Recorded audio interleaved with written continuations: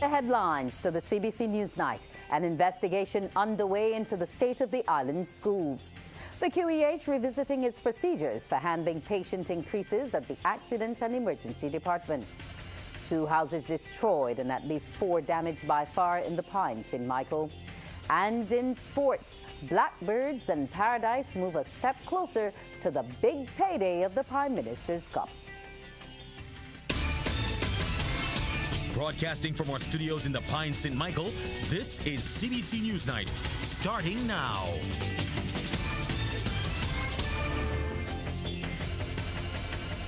Good evening and welcome to this edition of the CBC NewsNight. I'm Wendy Burke with the details. The state of the island schools is the subject of an investigation tonight. It comes as classes at a number of them are impacted by environmental problems. Chief Education Officer Dr. Mona Archer-Bradshaw says a comprehensive report is being worked on by the Ministry's Permanent Secretary, the Education Technical Management Unit and the Communications Specialist. It is expected to be completed soon. The Ministry of Education continues to assess the situations, to assess the schools, and a comprehensive report will be forthcoming relative to the state of our schools in Barbados. Addressing the Barbados Labour Party's annual conference this weekend, Prime Minister Mia Amor-Motley declared that by next year she wants to see schools beautified and looking like children would want to be there. Meanwhile, Dr. Archer-Bradshaw says the ministry continues to take swift action to work with principals, boards of management and teachers to resolve environmental issues at school plants wherever they arise. I can speak about the schools that have been closed over the past 2 to 3 weeks. We must understand that schools are located within communities, so from time to time they can be impacted by activity within the community. We also do understand that at times you may have issues occurring within the school. For example, you may have wells that may overflow or there might be some other issue.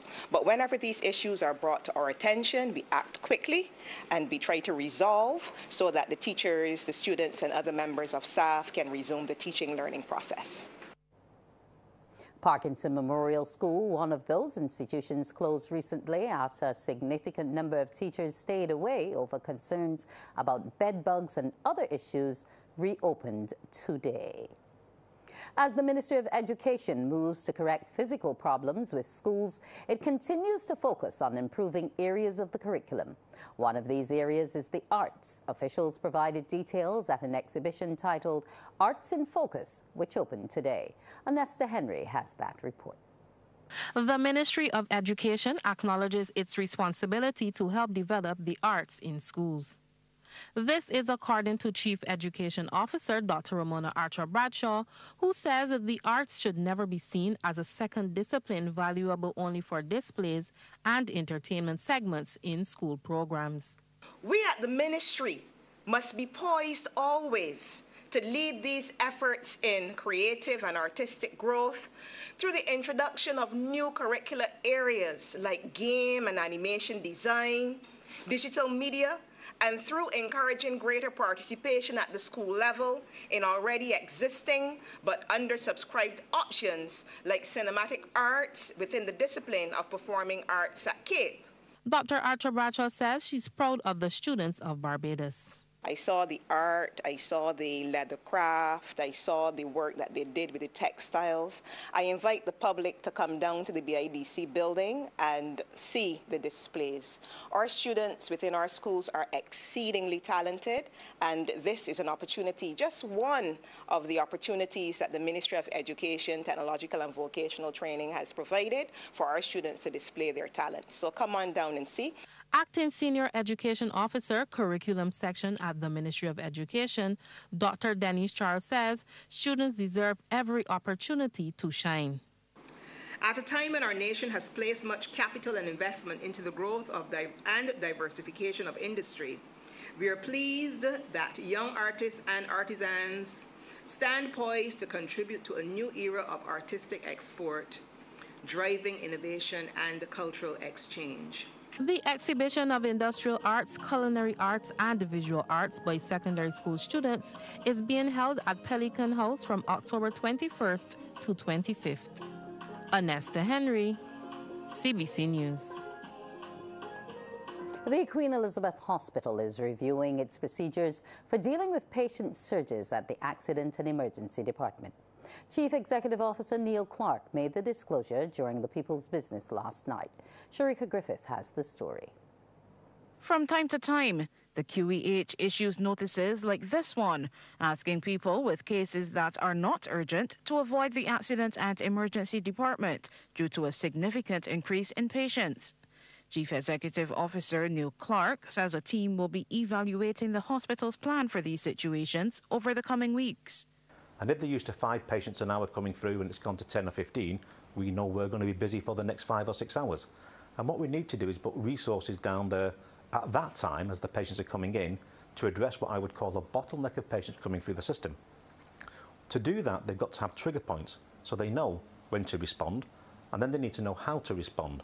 So we've commissioned a piece of work at the moment that the team's working through, and they'll be working over the next 12 weeks to identify what are those different stages of the patient flow through the A&E department, and what are the bottlenecks that make a patient wait unnecessarily.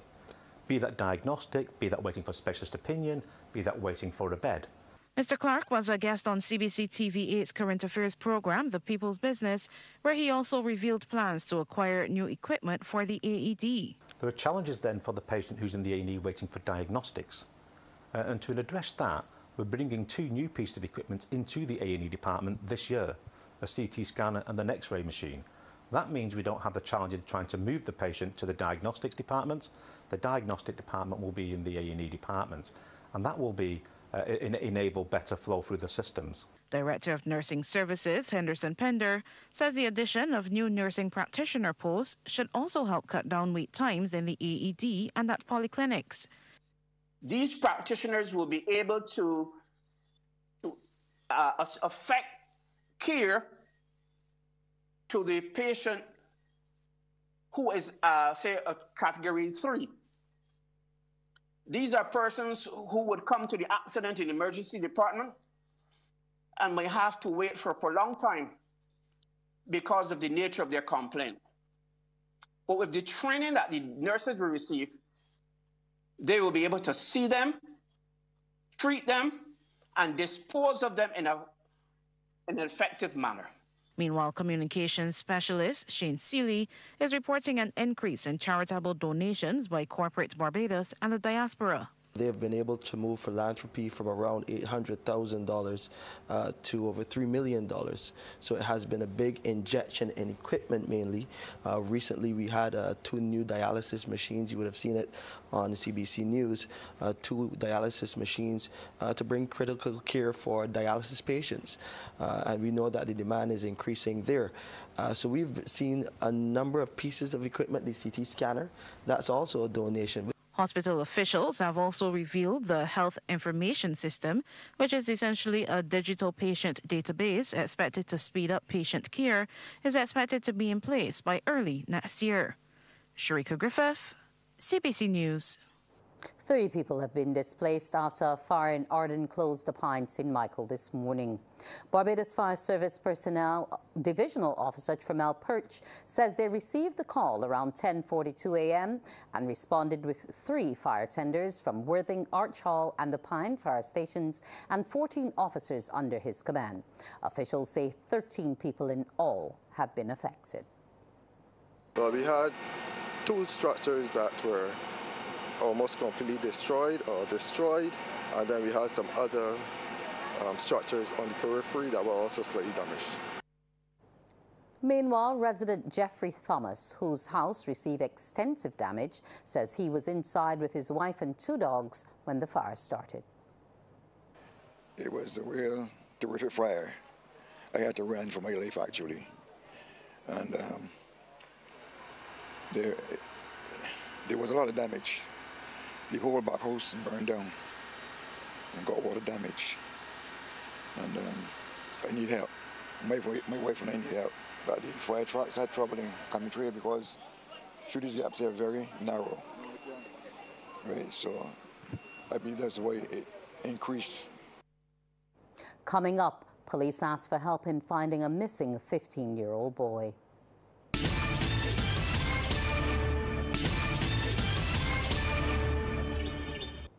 The police are seeking the public's help in finding 15-year-old Cheston Augustine Cheston. The St. Leonard's Boys' School student who resides at Diamond Valley, St. Philip, was last seen on October 18th at about 5:30 a.m. in his school uniform with a black and white haversack. Cheston is described as being 5 feet 7 inches tall and slim with a dark complexion. He wears glasses, has a cornrowed hairstyle, and walks with an erect appearance. Cheston also has a deep voice and a pleasant manner. Anyone knowing Cheston's whereabouts is asked to contact the District C Police Station at 416-8200, Police Emergency at 211, Crime Stoppers at 1-800-TIPS, or any police station. A 32-year-old man has been granted bail in the sum of $816,000 and ordered to report to the District A police station and surrender his travel documents. Christopher Dave Hines of number 40 Lodge Crescent, St. Michael, is charged with preparatory acts for the purpose of trafficking cannabis and unlawfully trafficking the illegal drug. The acts were committed on October 14th. Hines appeared before Magistrate Wayne Clark in the Holetown Magistrates Court today. Meanwhile, 2 men have been remanded to Dodds Prison for a number of firearm charges. They are 20-year-old Teray Jacoby Skeet of number 67 Deacons Road, St. Michael, and 28-year-old Rosario David Anthony Boyce of Hubbles Crossroads, St. Michael. Both men are charged with the offenses which are said to have occurred on October 15th while in the Glebe, St. George. They appeared before Magistrate Douglas Frederick in the District B Magistrates Court today and are scheduled to reappear on November 18th. The Barbados Supreme Court has committed to further mediation across the judicial system. And to help with this drive, they are on a path to renew the practice directions which govern the mediation process. This is according to Mediation Coordinator of the Barbados Supreme Court, Theo Franklin. He was speaking during an open day at the Henry Ford and David Simmons Legal and Judicial Complex. Rachel Agard attended and filed this report. Practice directions are the laws that govern the mediation process for the Supreme Court. Mediation Coordinator of the Barbados Supreme Court, Theo Franklin, says they are currently examining making changes to them. To make it more user-friendly, to make it more contemporary. So once that process has been completed, we are once again going to meet with our judicial officers, the judges, the magistrates. We've consulted with them along the process, and we intend to continue to do so to ensure that even though mediation is going on at the present moment, as we seek to make the changes, the judicial officers are fully trained and equipped with the new practice direction. Senior students from the St. Michael School and Combermere School toured the facility and engaged in a closed-door session with former Chief Justice Sir Marston Gibson. Combermerean Janaya Doughton says this is new to her, but she's intrigued by the process. Never heard about anything like this. Along with that being said, the job looks hard, but the way that they make it seems straightforward on their end. But also from the questions and the topics that they were saying to us in the room, they were also saying that it is also challenging depending on what kind of cases they may have. And for Nathan Hines Ford, the session is a refresher, having completed some work in lower sixth. I think it really helped give the students some more insight on ADR and how it is done, especially here in Barbados. As an upper sixth student, I did this in lower sixth, so I kind of was a bit familiar of all the things that they discussed today. Mediation Week continues with a special training session for mediators, a panel discussion, a new logo reveal, and a celebrity cricket match. Rachel Agard, CBC News. There's been a shift in how Barbadians view mental health issues. This is according to Director of the Psychiatric Hospital, David Leacock. He was speaking to CBC News ahead of the hospital's annual walk, which forms part of activities for Mental Health Month. Mr. Leacock says the around 1,500 participants present was an increase over past years, which he believes augurs well for efforts to raise awareness. I would say in the last few years it has improved somewhat. There are still some sectors where persons still have some negative views, and what I will say from a positive standpoint, quite recently there was an excerpt carried in the press relative to a patient who would have left the hospital, and the response or how it was covered in the media wasn't the best, and quite a few persons on the actual page responded in a very positive way, suggesting that perhaps we need to be a little more sensitive in how we treat their mental health. So that suggests that there is some movement as far as how persons are understanding what mental health is and how we as a society should act towards personal mental health issues. Mr. Leacock says work is being done at the community level to help erase stigma about mental health. I think a broad discussion at the community level. I think when persons actually have first-hand experience of persons, dealing with persons who have mental health issues, actually be educated about it, it goes a long way towards changing persons' perceptions. So those constant interactions with persons, those chances to have dialogue, whether it's at the community level, whether it's in the workplaces, whether it's in the schools, the homes, any avenue that we think we can touch persons, we're trying to explore those options, and hopefully we'll see some changes. The University of the West Indies is receiving praise for helping Barbados and other Caribbean nations overcome many challenges. The commendation has come from Governor-General of St. Vincent and the Grenadines, Dame Susan Dillis-Dugan. The University of the West Indies has received top marks for helping shape Caribbean civilization from the first female Governor-General of St. Vincent and the Grenadines, Dame Susan Dillis-Dugan. She was conferred the degree of Doctor of Laws honoris causa at the UWI Cave Hill graduation ceremony. Dame Susan, who has spent her professional life serving her nation and championing development through educational reform, delivered the keynote address during the ceremony. The university, through its alumni, has helped overcome many challenges, including that of the Caribbean's ethnic and cultural diversity. It is on the campus grounds of the university that this diversity melds, takes shape, and becomes the nurturing ground for what we know now as our Caribbean civilization. Meanwhile, Barbadian hotelier Ralph Taylor was conferred the degree of Doctor of Laws honoris causa. He's been awarded for being a visionary in Caribbean tourism and hospitality, introducing the all-inclusive concept to Barbados. In her speech, valedictorian Naomi Cambridge congratulated her fellow graduates for completing the massive achievement. Ms. Cambridge, who's earned herself a Bachelor of Science degree in International Relations First-Class Honours, has encouraged her peers to brace themselves for what the future holds. But to be honest, the world we're heading into today is different. In fact, it's fraught with dark challenges: social unrest, climate change, economic uncertainty, and the questions of whether AI will even leave a space for us to be employed. This darkness can cause one to wonder, how are we going to make it up against such odds? In the midst of darkness, light persists. Mahatma Gandhi once said that, and you, UWI graduates, are lights that have risen. Among those graduating, CBC's editor-producer, News and Current Affairs, Sean Farrell, with a Master of Degree in E-Governance for Developing States. Barbados has recorded yet another road fatality. Dead is 52-year-old Anderson Lovell of Butlers Avenue, Gall Hill, Christchurch. Police say Lovell, who was riding an electric bicycle, died about 4:15 this evening after the bike on which he was traveling collided with a Mitsubishi flatbed truck along Sergeant's Village Main Road in Christchurch. Police say the truck was heading towards Wildy while the rider of the electric bicycle was traveling towards Sheraton Centre when he overtook two parked route taxis and encroached the path of the oncoming truck.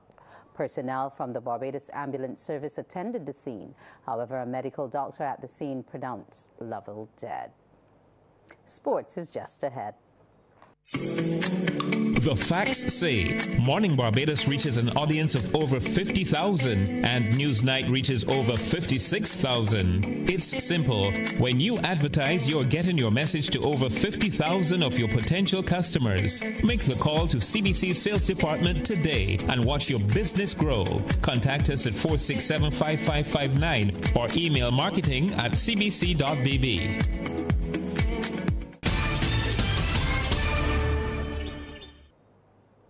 Sports time now with Anne-Marie Burke. Anne-Marie, it seems that the Prime Minister's Cup is indeed heating up. Yes, it is. It's down to those do or die stages, and UWA Blackbirds, they've booked a date with Wharton, while Paradise will have to wait the winner of Wednesday's match between Kickstart Rush and Deacons for their quarterfinal matchup of the Prime Minister's Cup. The action was last night at Speightstown.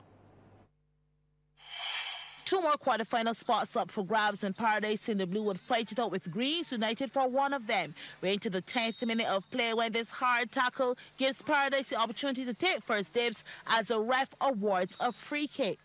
And the man they call Sugar, Armando Lashy, is the one to take it, and it's on target. Sweetly placed into the back of the net. Paradise up 1-0.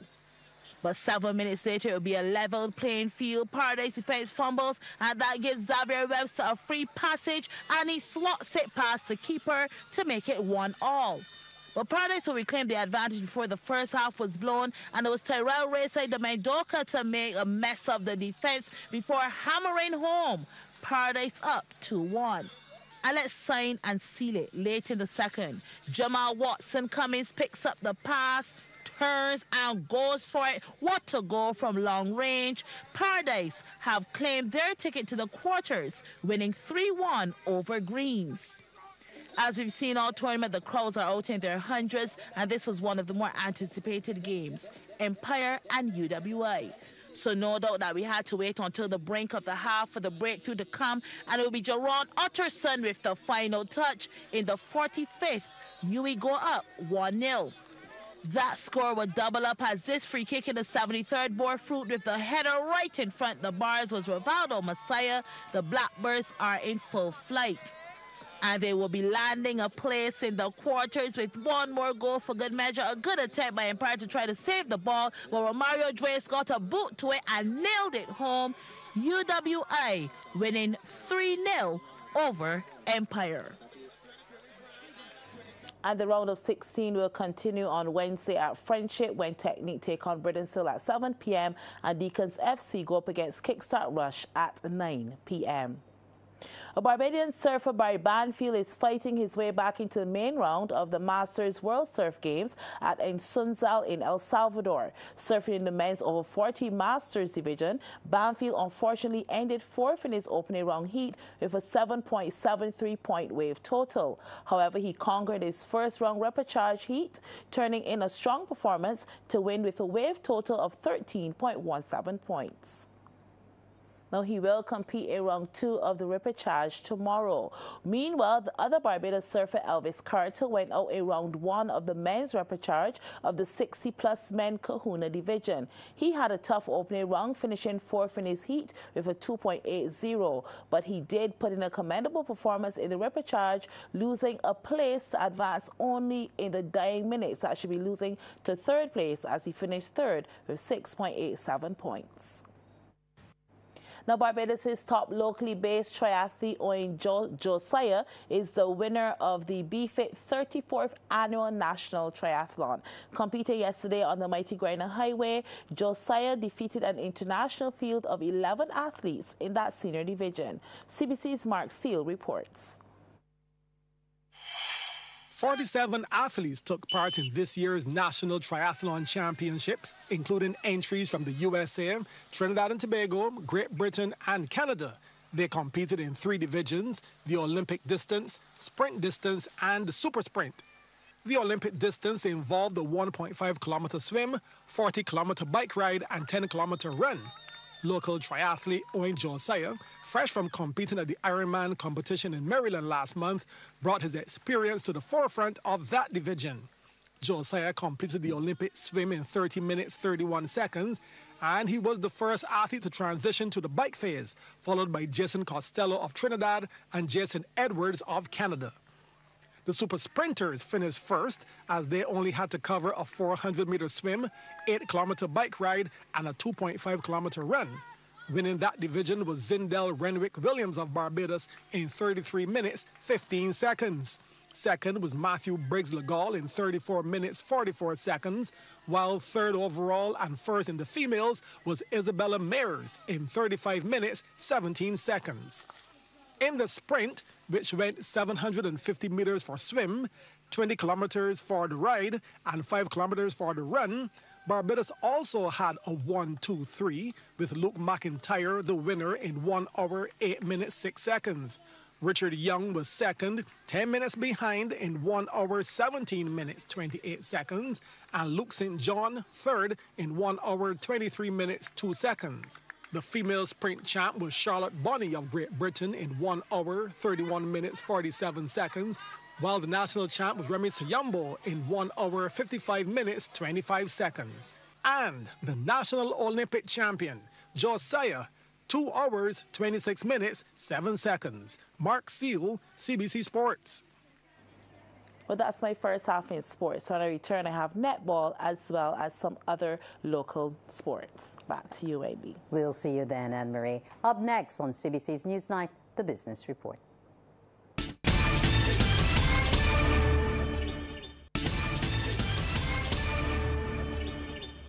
In tonight's business report, the Rejuvenator Plan and the partnership with the Guardian Group will be the focus of attention of the 41st anniversary celebrations of the City of Bridgetown Cooperative Credit Union. General Manager of the COB Financial Services Incorporated, Henderson Williams, made the comment as celebrations started in earnest today. He says the partnership with Guardian Group is part of an effort to make the City of Bridgetown Cooperative Credit Union a one-stop shop for its members. He says a suite of life insurance plans as well as annuities are all wrapped up in the deal. The Rejuvenator is actually a product that helps you with critical illnesses. So cancer and all of the related illnesses, as long as you have that product, and again, the premium is not very expensive. On diagnosis, you're paid out a lump sum in terms of helping you to navigate that. So that is normally associated with health insurance, but this particular product, a life insurance product, the Rejuvenator, is that product that we're featuring this month for Breast Cancer Month. The Barbados Hotel and Tourism Association has announced the team that will represent the island at this year's Caribbean Hotel and Tourism Association Taste of the Caribbean competition in Miami next month. The team will consist of 4 individuals who will represent the island in 4 categories. Rakina Curtin in the pastry category, Dejuan Toppin in the junior chef competition, and Ronaldo Joseph and Alex Chandler in the senior chef and mixology categories. Assistant team manager Javon Cummins says the team is hard at work preparing for the competition. He was speaking at one of the culinary team's fundraiser events at the Hilton Barbados Resort. The training has been different. Obviously, there's a fresh, new, young team, but obviously the approach has to be a little different because the competition rules, they changed a little bit this year. It's not really focused on a full team component, but it's more of the year component. So we have Chef of the Year, Pastry Chef of the Year, Junior Chef of the Year, and Mixologist of the Year. So the training sessions are more geared towards the individual and the strengths and weaknesses that they will have to face overseas, and then building their strength in terms of mystery baskets and that kind of stuff. Here's how the stocks traded locally and regionally today. In Jamaica, the market was closed in observance of National Heroes Day.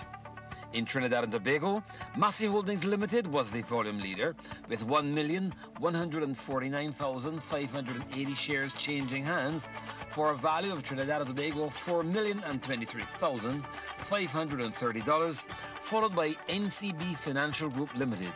And here in Barbados, Epley Caribbean Property Fund Development Fund was the sole security, trading 14,902 shares at Barbados 15 cents each. That's it for business. Do stand by for the weather.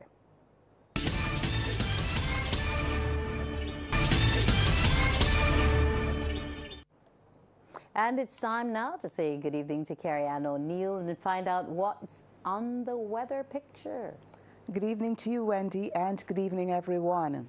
Well, moisture ahead of a trough system today generated partly cloudy to cloudy skies along with some showers. We also had a few isolated thunderstorms. Now, the winds across the region, they are moderate to breezy. But for us here in Barbados, we had a gust up to 41 knots. We're also tracking 2 tropical waves east of the region. The maximum temperature today was 32 degrees Celsius, the minimum 27 degrees. At present, the temperature stands at 27 degrees Celsius. The relative humidity, 82%. Those winds are coming in from the southeast. We take a look now at some atmospheric conditions across the region, where those temperatures are ranging from 27 to 29 degrees Celsius. The humidity shows moisture is building over in St. Lucia as well as Trinidad. Those winds, they are moderate to breezy across the islands. We take a look now at our satellite feed, where we do have a tropical wave at 44 degrees west and a second at 33 degrees west. They are moving towards the west and will continue to track those two tropical waves. But today we do have a trough system now at just around 55 degrees west. The system generated partly cloudy to cloudy skies along with showers, and we also had some isolated thunderstorms here in Barbados. Now the winds generally across the region, they are light to moderate. For us here in Barbados, we had some gusty winds up to 41 knots. The seas at this time, they're moderate in open water with swells peaking at 2.5 meters. We are urging small craft operators as well as sea bathers to exercise caution. Now later on tonight, the trough system will maintain partly cloudy to cloudy skies along with those scattered showers and a chance of some isolated thunderstorms here in the island. Further south, fair to partly cloudy skies prevailed across the Guianas. And over in the Western Caribbean, Tropical Storm Oscar, packing winds of 40 miles per hour, maintained unsettled weather conditions across the Bahamas, as well as Jamaica, Cuba, and Hispaniola. That's our first look at the weather. After the break, we'll have the forecast. Welcome back. In the forecast for tomorrow, the sun is expected to rise at 5:50 and will set at 5:35. Now, the first high tide is expected at 7:47 in the morning, the first low at 1:22 in the early morning. The seas, moderate in open water with swells peaking at 2.5 meters. We are urging small craft operators as well as sea bathers to exercise caution. The winds, they're coming in from the east and they're peaking at 35 kilometers per hour. For us here in Barbados tonight, the trough system will impact us here in Barbados. We are expecting partly cloudy to cloudy skies along with showers and a very slight chance of some isolated thunderstorms.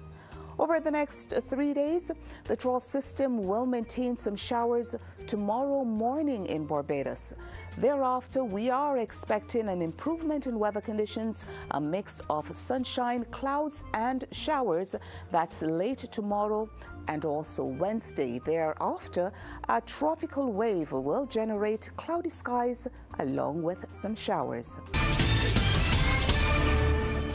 Some ask, what makes Barbados so special?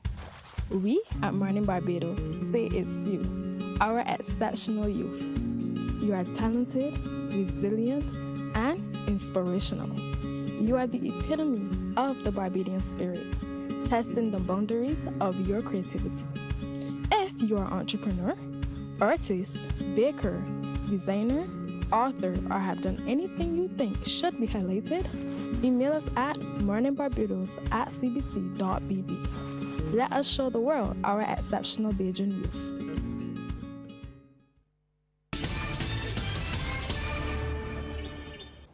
And we say welcome back to Anne-Marie Burke.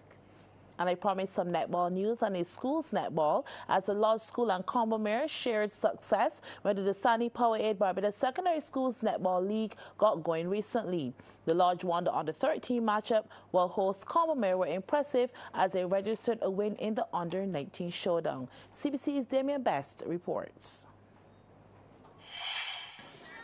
We're in Waterford for schools netball host Combermere in the Black Bibs taking on the Lodge School in the under-13 section.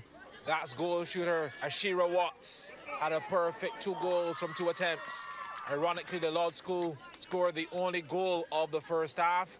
Of course, players still rusty to start the term.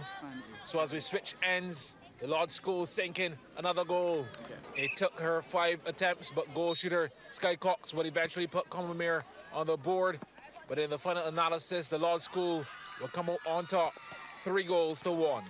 The under-19s were next on court, and they look pretty sharp. Zakiah Hunt, with the height and wingspan right under the rim, handles the business. Hunt was given excellent support by goal attack. Nayeli Yearwood takes the bounce pass and gets closer to the target for one of her 10 goals from 13 attempts. Lodge School were denied access to the circle for an extended period of time, only scoring 1 goal in the first quarter. Caitlin Boyce at the goal attack position. That will ease some of the tension as they trail 5-1. But Combermere were in business mode, scoring 7 more to punctuate a dominant first half. Excellent movement off the ball. Yearwood, no problem. The 12-2 advantage was more than pleased the coaching staff and supporters. This was looking super easy. Second half closing stages. Hunt back like a good 90s movie. Netted 6 goals from 14 attempts. A lot of lessons to be learned in this one for the Lodge School. Samaya Yearwood, a perfect 2 from 2 attempts. But this was just one-way traffic. Cassidy Lane contributing to the efforts of Combermere with 7 goals from 11 attempts, as the Waterford girls, leading 18-4 in the third quarter, would eventually close out the contest 24-6 over the Lodge School. Well, thanks, Damien. Now, 38 Barbadian athletes are back home after another outstanding performance at the Huntsman World Senior Games in Utah. The group, which included 4 cyclists, touched down at the Grandy Adams International Airport with a whopping 89 medals. Manager and athlete Kathy Harper Hall says it was an excellent team effort. We got 41 gold, we got 23 silvers, and 25 bronze. And we all are very proud, very happy that we have done what we've done. Additionally, Ainsley Lovell and Harper Hall were inducted into the Huntsman World Senior Games Hall of Fame. Lovell captured 13 medals and Harper Hall 4. That was a very special time for me. I was very pleased and felt honored, and it was a good event that I would always remember for the hard work that I put in. But for me, it is very special and different because I went there sick and I'm coming back home sick and I'm still coming home with medals. Among the top male athletes was Patrick Bourne. It was pretty rough because I was sick. The first 2 days or so I had to miss the 800-meter race. I got 2 bronze medals early, but then after I fight back and I get 3 gold medals in the last 3 races. So well done to our senior athletes. And that's it for sports. Back over to you, Wendy. Well done indeed, Anne-Marie. We'll return after the break. Thanks for viewing and enjoy the rest of your evening.